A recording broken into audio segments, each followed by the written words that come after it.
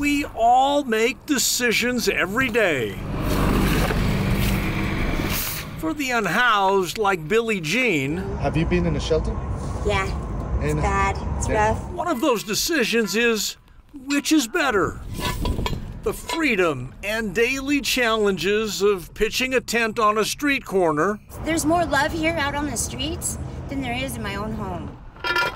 Or the rules and regulations that go along with living quarters inside government-sponsored shelters. Leslie Murray made his decision to live inside an apartment provided by the Colorado Coalition for the Homeless.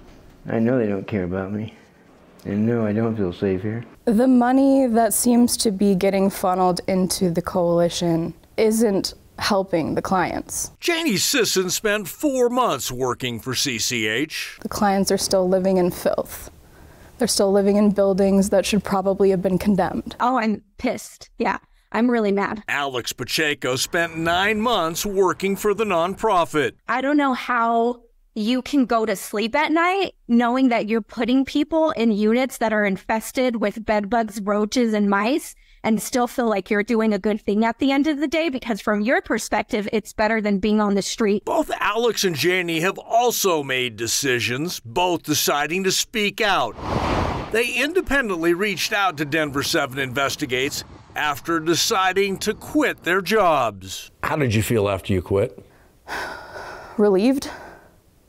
I mean, there were days when my coworkers would be crying. I mean, I would cry driving to work, I'd cry driving home. It keeps us up at night, probably because of the complicity. The Denver-based nonprofit's Facebook page celebrates 40 years of creating lasting solutions to homelessness through homes, health, and hope. And we were regularly having clients being evicted or under threat of eviction from their apartments because the department was so understaffed and disorganized that we couldn't keep it together to make sure that people's rent was being paid. There are actual reports of employees being attacked and harmed, and there's no policy change. There's no procedural change. So yeah, $21 absolutely is not enough for that job. Alex and Janie are not alone in their concerns about CCH. Other current and former employees have also shared similar testimonials with Denver 7 Investigates. Yeah, I don't understand why they put me on the second floor. They knew I didn't have any legs coming into the building. And that brings us back to Leslie Murray, a double amputee and a client of CCH. For me, it's a death sentence if there's a fire. And Leslie's concerns intensified after he moved in, only to learn the elevator on his floor was regularly breaking down, leaving him in his wheelchair on the second floor and a staircase as the only way down. He didn't have legs, and he was put in a building where the elevator was regularly going out of service. That sucks, having to crawl. And there was one occasion where a case manager had to carry this man's wheelchair while he used what was left of his legs to hobble down the stairs. And it sucks, humiliated, you know. I don't feel like human.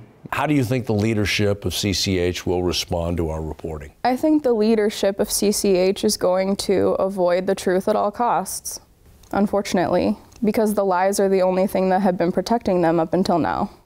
It's easier on the street. We put together more than 14 minutes of testimonials from the former employees and Leslie. I can't get in the bottom shelf of the cabinet, can't do my dishes. And we showed them to CCH CEO Britta Fisher. I also know that the CEO, Britta Fisher, is aware of our concerns. And the reason I know that is because I sat directly in front of her while my entire department voiced their concerns to her in a meeting. If this were an exit interview and Miss Fisher were that camera, what would you say to her?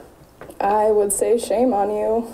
I have to believe that wasn't easy to watch. You know, it concerns me. I also, I'm the CEO of an organization that honors and values the inherent dignity of each person, and to hear that people felt that hadn't happened or isn't happening, that's hard, and that hurts my heart. The most recent financial report for Britta Fisher's nonprofit shows CCH brought in nearly $127 million in revenue back in 2022, including nearly $67 million from government contracts and grants and another $13.6 million in contributions and grants. What's your takeaway from what you heard?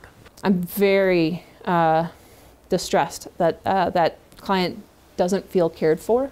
That's disappointing at a deep level.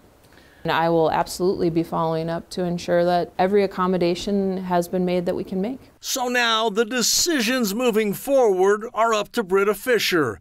How will the nonprofit respond to the concerns raised by former employees?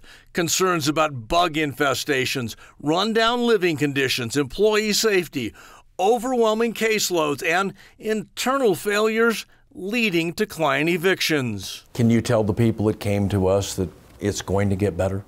Absolutely. It's not going to all change tomorrow. I'm not going to tell them it's going to be 100% better tomorrow. But working together, I absolutely believe that we can continue to make this organization better because it's already doing great things. Will you share what you've heard here with your senior leadership? Oh, sure. Well, I believe you'll probably be sharing it as well.